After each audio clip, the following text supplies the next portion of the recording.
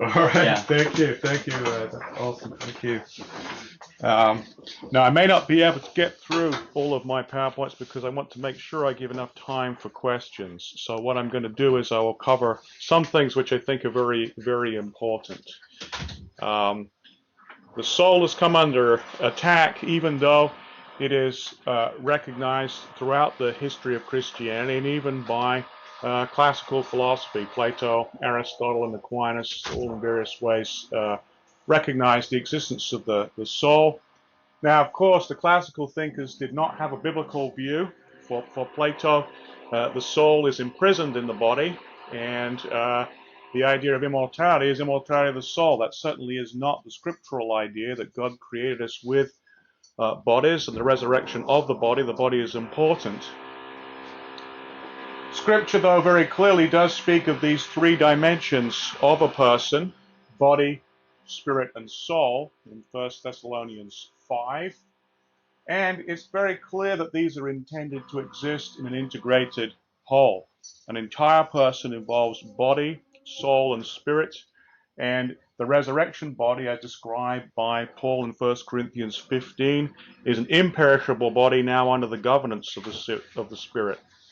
So it's an abnormality to think of the idea of a disembodied soul after physical death awaiting the resurrection, as you read about in Revelation 6:9. Okay, the souls that were found under the fifth seal.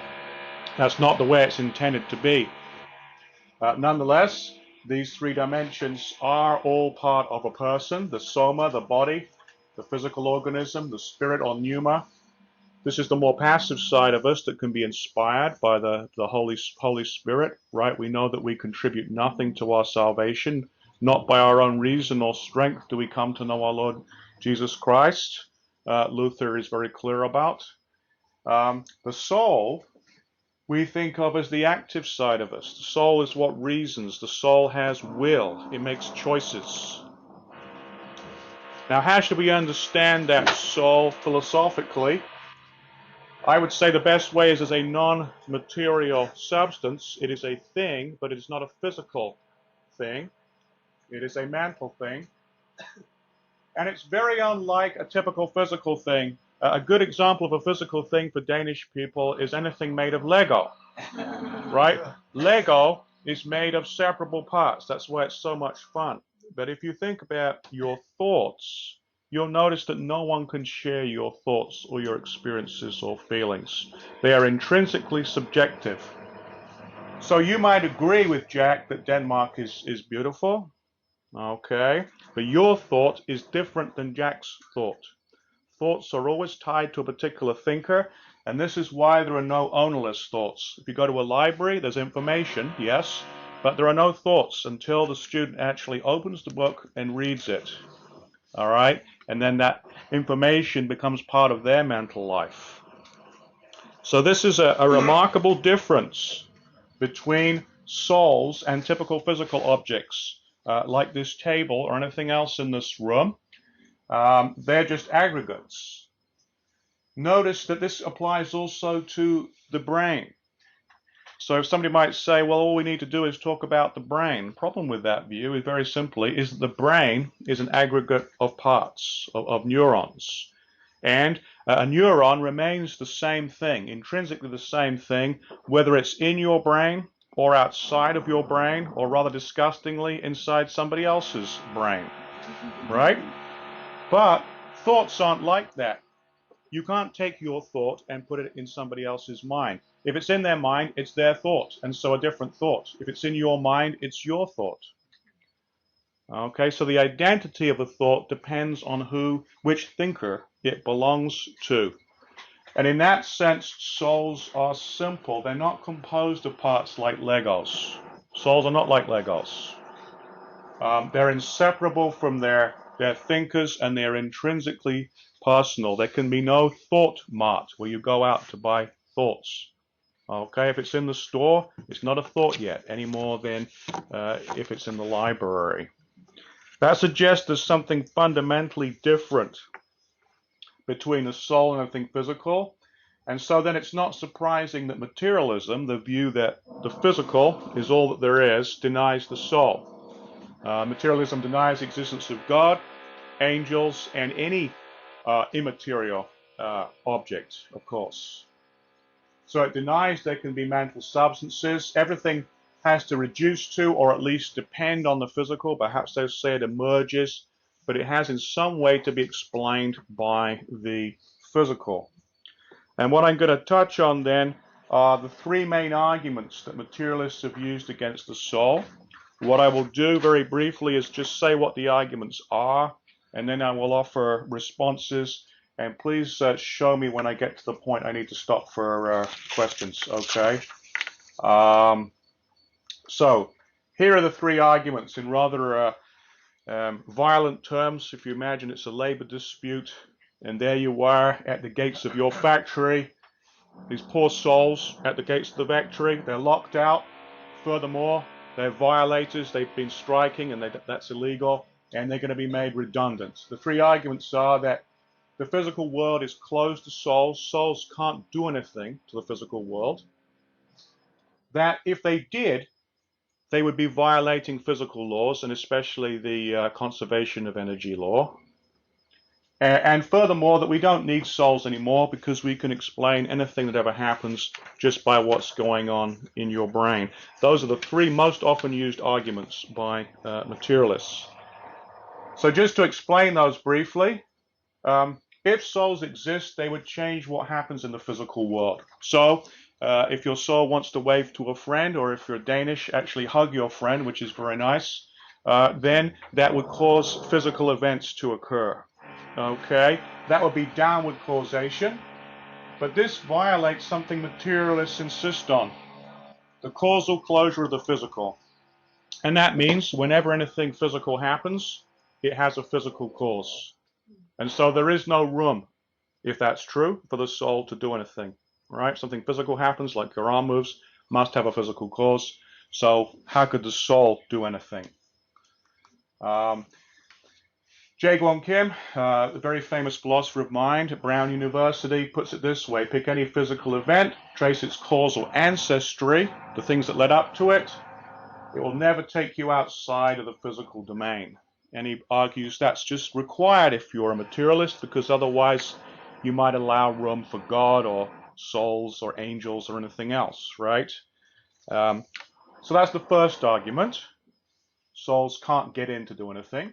Second point here is as to why somebody would believe this causal closure principle, because they believe that physics can be completed. And the way physics operates right now, it recognizes physical causes of physical effects. If you think that that project can eventually be completed, Stephen Hawking talks about the dreams of a final theory.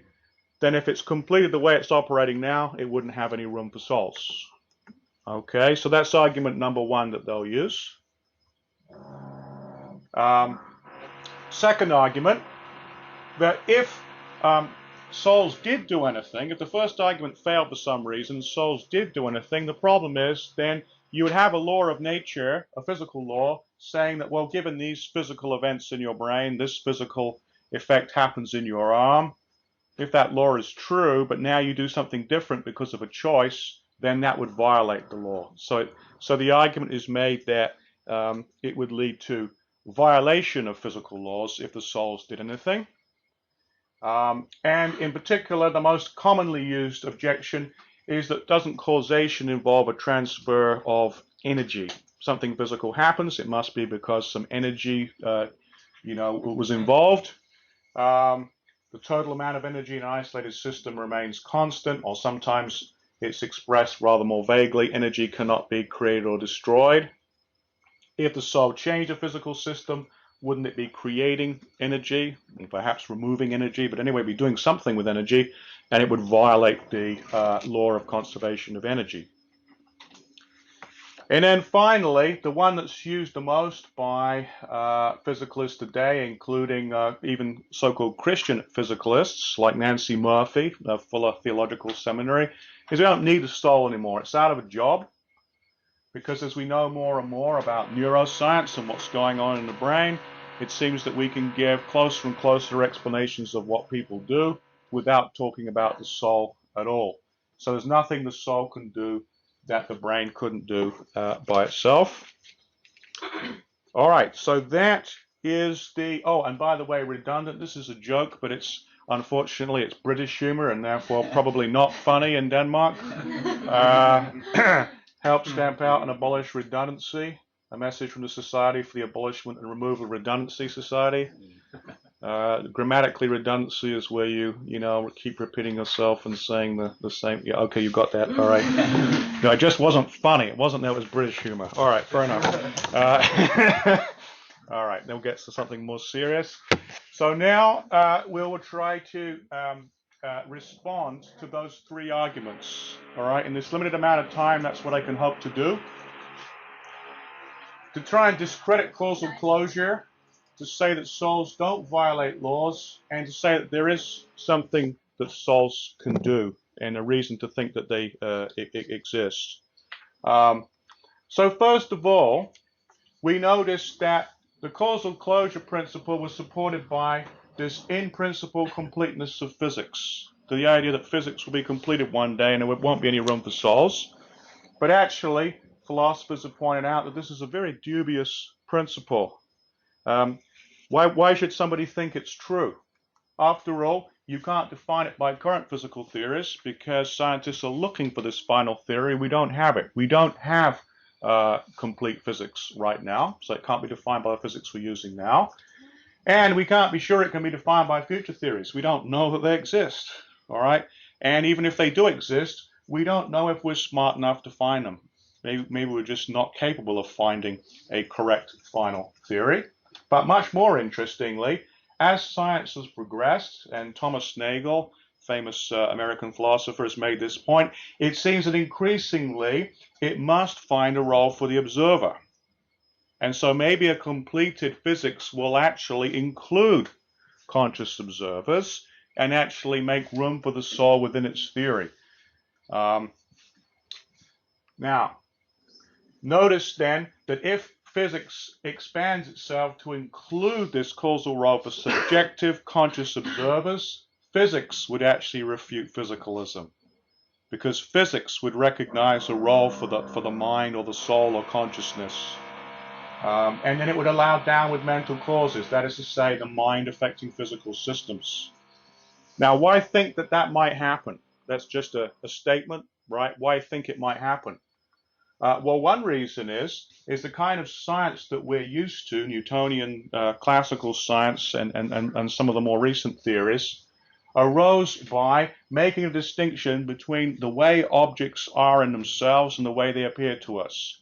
The primary qualities of an object are its location in space, its extension, its shape, motion, things like that. And they're completely objective, so they can be described by physical formula from no point of view. It's just geometry and motion. But meanwhile, there were the secondary properties, meaning how does it look to us? The colors, the tastes, the sounds, all the appearances. Well, physics simply set those to the side. Conscious experience was effectively removed from nature and therefore from the objective domain of science. And if science chooses not to talk about something, that's no reason to think it doesn't exist or is unimportant. That would be like saying that there are no small fish because you never catch them if you use nets with very large holes. Okay? Your mode of operation is such that you would not be able to detect them if they did exist. And that's really very largely how modern science arose, by ignoring consciousness. So it tells us nothing about consciousness. Nicholas Maxwell makes that point, London University professor. The fact that physics is silent about such features provides no grounds whatsoever for holding that such features don't exist or are unintelligible if they do exist. And Thomas Nagel makes that point, that as we look for a comprehensive and complete account of reality, it's got to, at some point, include what makes it possible for the world to be intelligible. What are we trying to do? We're trying to understand the world. Well, then we don't just need an account of the world, we need to have an account of understanding. And at that point, it's obvious that you need conscious subjects that are capable of understanding the world. This is why he rejects, in Mind and Cosmos, standard materialism, because standard materialism, he says, has no room to explain our actual understanding of the world. And in quantum theory, Henry Stapp, who's a quantum physicist, and a couple of neuroscientists have pointed out that the choice that a scientist makes in observing a system can make a difference. This is well known from the Heisenberg uncertainty principle. You can't determine the location and momentum of a particle at the same time. But the choices the observer makes make a difference to the system. And the simplest and best example of this, if you don't have background in this, is the so-called quantum Zeno effect, because it's like the poor British person who's looking at his kettle, right, and wanting it to boil. And so it seems psychologically that it never boils, the watch pot effect, right, because you're longing for it to boil. Well, it so turns out that there are quantum systems where you have an evolution of the state of the particles, and if the scientist keeps measuring them, it tends to actually fixate them. It makes a difference to the system, and so its evolution is different because it has been measured. And they speculate, well, perhaps the brain is like that. Maybe the brain is such a system, and then what happens when we're considering various alternative actions is that our conscious focus on a particular action is what fixates it. And that explains the action that we go on to perform. That, of course, is a speculation, but it's simply to show that it's perfectly possible for science to progress by including a role for consciousness. That's all I'm claiming for this. Now, as well, empirical evidence conscious plays a causal role. This is a good one to use against the materialist because he firmly believes that natural selection explains all sorts of features of human beings. And so you point out, well, if consciousness has arisen in the course of undirected evolution, why is it here unless it does something? Because it's biologically costly. According to them, it requires you to have a very complex brain. Okay, if you don't have this very complex brain, you can't do it. That also makes a childbirth more risky. There are all kinds of costs involved in having a large brain. Okay, so why is that the case if in fact consciousness doesn't really do anything? And then there are three medical examples, cases where consciousness seems to play a role, a positive role in the health of patients. For neurological disorders, placebo effect, and the immune system. So very briefly, if consciousness doesn't do anything, why selected? And this is a point that philosopher Alvin Plantinga has made. He said, if consciousness doesn't really do anything, why does it reliably track my action so that when I want a drink of milk, I open the fridge? It's not as if 60% of the time I do that, and the other 40% I do Spanish table dancing, right? If consciousness reliably previews and predicts my action, then that's good evidence that in fact my conscious desire to do something is the explanation of the behavior. All right, so we'll skip to this. Obsessive compulsive disorder is where you check, is that door locked over and over again, even when you know it is locked, or you check the oven is off and so on, even though you know it is. Interestingly, materialists thought the only therapy was either drugs or some kind of conditioning. Some scientists, including famously Jeff Schwartz, wondered if you couldn't actually encourage patients to focus on alternative behavior. It's associated with brain lock, where there's a detectable cycle in the brain that makes you uneasy so that you want to check things over and over again. So the therapy requires you to consciously refocus on some alternative behavior, such as gardening or reading or something like that. And for many patients anyway, after 10 weeks of therapy, that brain lock was broken because they are able to establish new neural pathways. Neuroplasticity is now a well-established scientific fact, and it seems as if consciousness plays a role in changing the brain, as it does, by the way, in stroke rehabilitation, because there you may have to train the other cortex right? So if you can't move the limbs on the left side, it's because of damage to the right cortex. But you can train the left cortex, which has control of the right side, also to take up some control of the limbs on the left side. Placebo effect is also very interesting because there are physically ineffective drugs and procedures and so forth. The most famous being a sugar pill, which nonetheless are correlated with improved outcomes of a patient. They get better sooner because of the patient's trust in the physician. It seems like a psychological variable. Do you feel comfortable? Do you trust this physician? Do you trust this hospital? Of course, there's a nocebo effect. If you've seen some ghastly old-fashioned British hospitals, they're a nocebo effect because they look as if they should have a sign on top that says "Abandon hope, all ye who enter here." Right? But that psychological effect is real, and mindfulness-based stress reduction is now studied in many centers in America. I don't know if it's caught on in Europe, but it is a well-established fact that psychological stress kills people. It's bad for your heart rate, respiration rate, and it releases toxic chemicals into your bloodstream. And that calm is also very good for you. And so there are techniques of meditation that help patients to accept their body and to be calmer. And they don't just have psychological effects like relaxation, happiness, and comfort, but physical effects. They reduce their heart rate, respiratory rate, and improve, in fact, the release of those bad chemicals into the blood. So this, interpreted without the prejudice of philosophical training, looks like good evidence that the mind is affecting the immune system. In other words, that the mind is affecting the physical system. So the causal closure principle is most likely false. As science progresses, it seems to require an active role for the observer. That's the conclusion of that part. That's the response to the first argument. Response to the second argument. Souls don't have to violate physical laws. Physical laws by themselves don't make anything happen. If you study Newton's laws, for example, they don't make any predictions unless you also have initial conditions.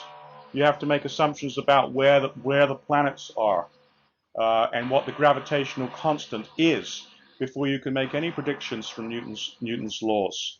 And so the correct way to understand the law is a conditional. If there's the right cause and if you have the right initial conditions, then the effect will happen. But that's perfectly consistent with there being different causes or different initial conditions. So if you're playing pool, right, Newton's laws tell you that if ball A moves at a certain velocity, B will go into the pocket. True, but that is perfectly compatible with the fact that you could jog the table, or you could, as they say, scratch the shot, which is where you go down and hit the felt, right? Or there could be an earth tremor because you're playing in Berkeley, California. And all that would do, it wouldn't violate Newton's laws. It would just mean that either the initial conditions or the cause was different, and so the result was different. It's much like a computer program. It does not have a constant output. The output it has depends on the input. And just as God can change the input in miracles, a human person can change the input by a free choice, such as jogging the table. So laws are just conditionals, and if people make different mental choices, there's no reason to think that other things are equal, right? Laws hold other things being equal. Well, they're not equal if you make a different choice. So both of these are possible. They're the actual conditions, and those are different possible ones. So I really think that is a non-argument. The reason that it seems plausible is because people beg the question by assuming that the physical world is causally closed. But of course, no one who believes in God should accept that assumption, because that means that God can't do anything either, right? That's just simply the assumption that the physical world is all there is. Well, if it's all there is, of course it's causally closed. So it begs the question against anybody who believes in God. Now, conservation of energy. Well, the proper statement of the law, which is this one, It says in an isolated system. And as Alvin Plantinga says in his recent book, Where the Conflict Really Lies, there's no incompatibility whatever between that and either God doing miracles or our free choices making a difference to the world, because that will mean the system isn't isolated. That's all. Okay, the system is not isolated. We're making a difference to it. Then the person says, aha, but this is what I meant. I meant this one. Energy cannot be created or destroyed. Problem is, 2 is not the same as 1. People often repeat these as if they're equivalent. They are not. Okay? This is a statement about a world where energy already exists. This tells you about the origin of energy. Very different. And no theist should possibly accept this because, of course, we believe that mass energy came into existence, as, by the way, does standard cosmology, right? That the mass energy hasn't always been here. Is the standard view in physical science. So Robert Lama in his book, he's talking about miracles here, points out total amount of energy in an isolated system remains constant, doesn't imply that energy can be created or destroyed. And that, again, is why it is implausible, because mass energy hasn't always been here. And so that can't be what the conservation law is saying. This is rather technical, but Robin Collins has pointed out, in any case, that in both relativity theory and quantum theory, there are cases where there is causation without energy transfer, gravitational fields in relativity theory. And the twin particles in quantum mechanics are a good example, because once they have been twinned, they can be separated arbitrarily far in space, and then when one does, the other mirrors it, and it can't possibly be by a transfer of energy because it would have to be faster than the speed of light. So it's not true even in physics that all causation is energy transfer. Causation just really means that you produce something, you make it happen. It's not clear why that necessarily has to involve an energy transfer. But for that matter, I don't think it's a problem if it would involve one, but we can come back to that. Souls have work to do, they're not redundant. Now, how are we doing for time? I've got very little time here. Yes, that's fine. That's fine. Okay. What are they good for? So I've said that the causal closure principle is most likely false and they don't need to violate physical laws, but the elephant in the room is people aren't willing to believe in things that don't do anything, and that's a perfectly fair challenge. Okay, what could they explain? Well, one thing I've argued, this is from our journal in the Evangelical Philosophical Society, is that they explain our ability to consciously reason. If you analyze the nature of reasoning, you can see why you need a soul. I won't be able to get to this one, but there's a similar argument by Scott Smith that souls are helpful to explain our knowledge as well. Here's 4 things that the soul, that reasoning requires, and which the soul can give a better account of than simply the brain. Okay, you need to have conscious unity at a time, over time, and you need to have subjectivity and intentionality. Take a very simple example of an argument. There it is. And at one time, you simply believe that A equals B and that B equals C. Everybody can see that logically it follows from that A equals C, because identity is transitive, right? But reasoning takes time. It also, though, requires one entity to unite these. You can't draw any conclusion unless you can focus on both premises, right? Because A equals B doesn't imply A equals C, and nor does B equals C alone, right? So if Adam believes A equals B and Sarah believes B equals C, neither of them have a reason to conclude that A equals C. So that's why you need one entity that unites the 2 beliefs. But when we look at the brain, as discussed by materialists like Daniel Dennett, he points out that it's a massively parallel system with lots of signals going on like this all the time. And that there is, he says, no one place in the brain through which all these causal trains must pass in order to deposit their content. So it looks like they don't come together, and you would have these signals processed in parallel. It makes it very difficult to see how then you could bring this information together to derive a conclusion. even if it did happen for this, it would start to fail for more complicated acts of reasoning. Now, how does the soul help? Because remember, we said that thoughts are modes of thinkers. They're tied to one thinker, and it's clear that one person can have many experiences and thoughts at the same time, such as that there is a noise from next door that reminds me I need to go to the dentist, and it's sunny outside, and but you can have multiple experiences and thoughts, and they're all yours. They belong to you, just as those belong to one person. All of those premises. So they belong to the same conscious subject. Now you also need to exist long enough to draw the conclusion. Why? Well, suppose that Adam believes this, but then Adam ceases to exist. And then Sarah believes this. Well, Adam didn't survive long enough to draw the conclusion, and Sarah gets the right answer, but not from anything that she previously believed. So in fact, neither of them reasoned to the conclusion. You need to exist as the same thing over time in order to draw a logical conclusion. But when we look at the brain, and the more we know about the brain, the more this is confirmed. It's a system in constant flux, whether you look at it chemical level, electrical level, level of elementary particles. It's a cloud, and it's constantly changing. And it has all kinds of different spikes of activity, and there is no enduring baseline brain state that's always present.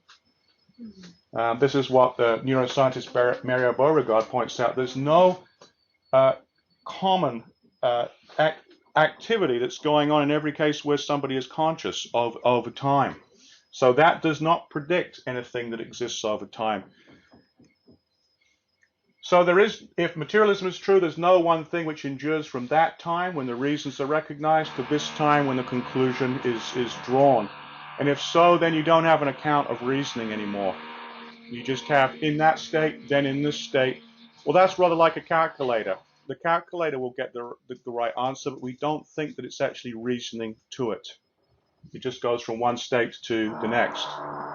The soul helps because a substance can remain the same over time. Okay. Now, its particular thoughts can change as it transitions from premises to conclusion, but as a thinking thing, it is essentially the same. It is the same thinking thing at one time and at the next time. Subjectivity, C.S. Lewis makes this point. When you reason, it's not just that you go in one state to the next. To draw this conclusion, we say you have to see that it follows. Obviously not with our eyes, but you mentally see that that conclusion logically follows from these premises. This is why we don't think computers are reasoning, even though, right, we never say to our Macintosh computers, see what I mean? Because it doesn't see what anything means. It doesn't have subjectivity. That's the problem.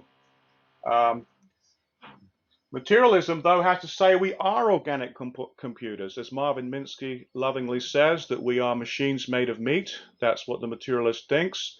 And just like a computer, you can describe everything that happens in a computer in terms of impersonal transitions from this state to this state to this state. Same thing applies to the transitions in the brain. Now, they may be in agreement with reason. A computer is designed so that it has an arithmetic and logic unit, so that it will give answers that are logical and agree with arithmetic. But it doesn't follow that it is reasoning, because we think that you only reason if you actually see that the conclusion follows. Just being in a certain brain state that has this information and then going into a brain state that has this information is not reasoning. After all, you could do this through a scientist, and the scientist could, for example, detect that you had these beliefs in mind, but you're rather sleepy and so you don't think about it, and then the scientist simply inserts this into your mind. Then you wouldn't have reasoned. The scientist would have, but you would not have, and yet your transition would be just the same. So the soul is a particular subject. It is intrinsically subjective because it is a subject, right? And that explains why our thoughts have this peculiar character that they cannot be ownerless. They have to belong to the life of one person. And that's how we can interpret our thoughts and see what follows. And one more thing that we need is intentionality. Thoughts are about something. So we think that A equals B and B equals C, right? That's the intentional content. We don't credit somebody with reasoning simply if they do this on the basis of syntax, which is what a calculator or a computer does. It matches patterns, right? John Searle's famous Chinese room argument makes that point. It's only rational if you see that this follows from believing that content and that content. However, as we look at the brain or any other physical system, nothing about the way it's physically described implies that the states are about anything, whether it be a computer or our brain. Nothing in those physical descriptions implies that those states are about anything in the real world, except, of course, relative to our interpretation. So we say these are sales figures I'm fitting in the computer, and here's a chart, but we know, in fact, that for the computer it's all simply compiled into machine code, and it means nothing to the computer. So, materialism, it seems, has to deny that intentional states exist, or even if they did by some fluke exist, they couldn't do anything because that would violate the causal closure of the physical again. It'd be something mental affecting the physical world. And so they cannot give an account of reasoning. All right, I must be at time right now. How are we doing? Yeah, that's fine. A few minutes more, and then. Okay. The so helps because there can be intrinsically mental states. It's the idea that thoughts have natures. This is some rather deep ideas involved in this. But you'll notice that if you have a mental substance, you can have intrinsic tensionality. With a brain, all you can say is one could take that state as being about something in the real world. Just like you can take a computer state or a computer input or output as meaning something, right? But it's all relative to interpretation. But our thoughts, it seems, really are about things. It's not just relative to interpretation. When you think about the Eiffel Tower, you know you're thinking about the Eiffel Tower and not the Taj Mahal. And nobody thinks, right, if you're thinking about your vacation in Copenhagen, good idea. Say, oh, really? You want to have a vacation in Chernobyl? No, that's not what I thought, right? We don't accept that somehow the thoughts are inherently targeted on their object intrinsically. It's not a matter of interpretation. So if you say, that's what you're thinking, right? You think you want to go to Chernobyl. Really? No, I don't. Okay, it's all the same to you. Okay, so that's the idea there. Now I won't get into this. This is a it'll take me too much time to do that. But Scott Smith makes the argument that a soul also helps with knowledge. Okay, coming to know the world. And if notice that science depends on reasoning and knowledge, and so it would be odd to use science to undercut the idea of the soul if in fact science requires the soul, because of course we admire scientists because they do extended acts of reasoning and because they claim to know things about the world. But if that requires a soul, it would then undermine science to use science to argue that there is no soul. The soul, in other words, is a friend of science. And in that book that Dr. Olson called your attention to, I argued that materialism really is not a friend of science because materialism ultimately undermines the rationality of science. So we don't know the physical world's causally closed to souls. They don't need to violate physical laws. And science has not shown that souls are redundant. Not only are they not an enemy of science or an embarrassment to science, but in fact I think they support the rationality of science. And a very good recent book that makes that case by Mark Baker and Stuart Gertz is called The Soul Hypothesis, that looks at defending the soul in a modern scientific context. J.P. Moreland's books are always very good, The Recalcitrant Imago Dei and The Soul. Thomas Nagel, of course, is an atheist, but he's a very honest one. And Mind and Cosmos is an excellent book because he admits, frankly, all the things that are wrong with materialism.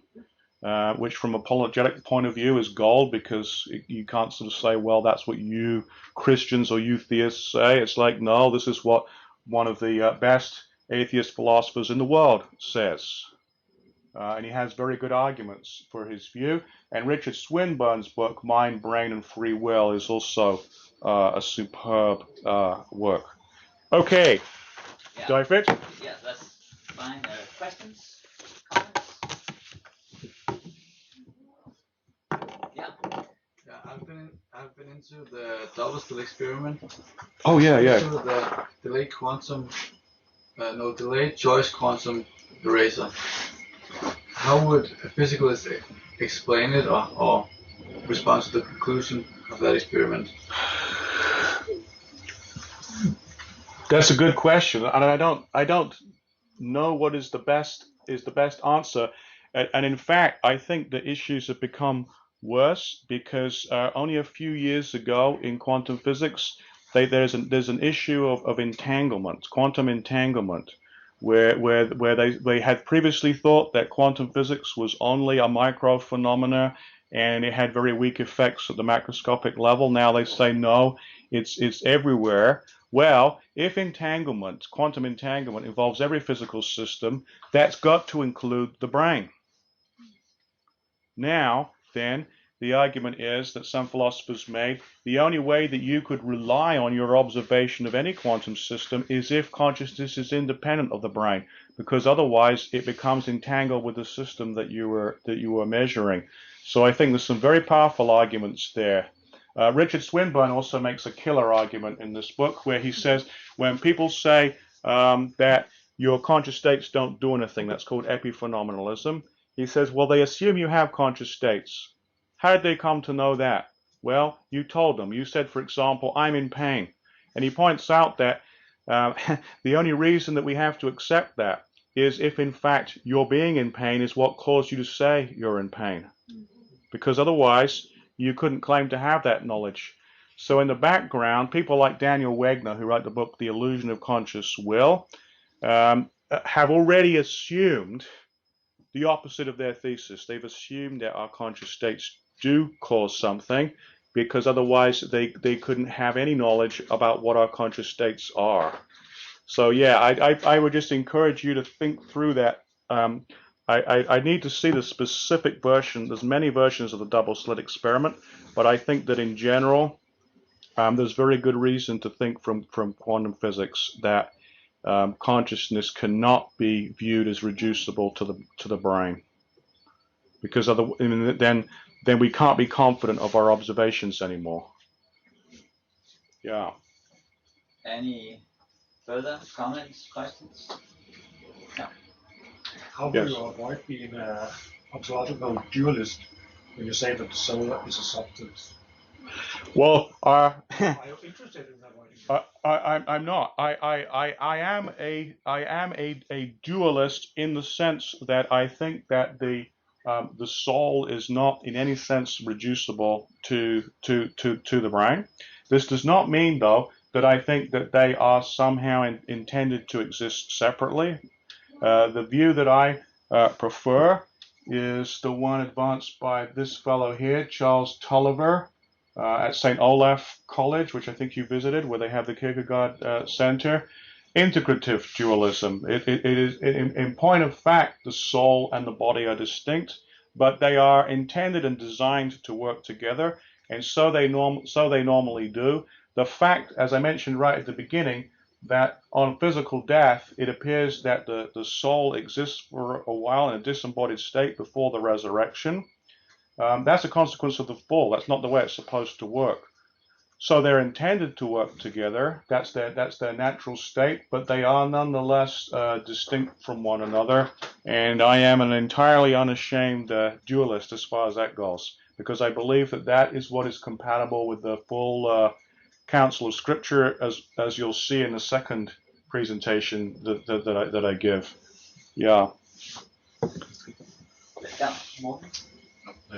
Do you think that accounts of near-death experiences support the idea the existence of God? Yeah, some of them do. I'm not too excited about the ones where they talk about seeing a tunnel of light and things like this, because if they don't contain information that is verifiable by anyone else, one can always be like Patricia Churchland and say that it's residual opioids in the brain that give you a fun experience. However, there are many cases like Pam Reynolds where she was clinically dead. There was no brainstem activity or EEG, and yet she recalled from the time of her surgery what saw was used to open her skull and the placement of various medical instruments at a time when, from a physical point of view, there is no way she could be aware of what is going on. Since those details could be independently verified by other people, they do provide evidence. One of the best books on that is by Pim van Lommel. I'm trying to remember the exact title of that. You can remember what that is? I'm trying to remember the exact title of it. But he did the most systematic study of near-death experience from a medical point of view. And there's ongoing experiments being done right now. Gary Habermas has looked into some of this stuff as well. So I think if the experiments are done carefully and you exclude cases where the reports are unverifiable, basically, yes, it does. It does. This is more like an acknowledgement of neglect, I guess, but haven't read Nagel's and haven't finished yet Merrick Menuge, Are You an Illusion? Oh, yeah. What are some, so behind my reading, but what are some of the reasons with these scholars who are atheistic in their setup, but still not very comfortable with what is Nagel's argument for understanding what it then is the soul right now, or legally where they go, because they can't go with atheistic, but still they critique heavily. What Nagel has said in the last word that he's afraid of God and does not want the world to be like that. So in a more recent book, he says, well, materialism has failed catastrophically in explaining consciousness, rationality, and our moral obligations. So since he can't accept God, he loads up all of the purpose into nature. So he believes that there's some kind of teleology within nature, and even the idea, a rather odd idea, he takes seriously, called panpsychism, according to which it must be that everything somehow is an incipiently or capable of becoming a mind. The reason it isn't is because it's not, configured in the right way, but that this teleology really is within nature. What it seems to be that he's doing now is he's loading up many of the properties of God simply into nature, which sounds like pantheism.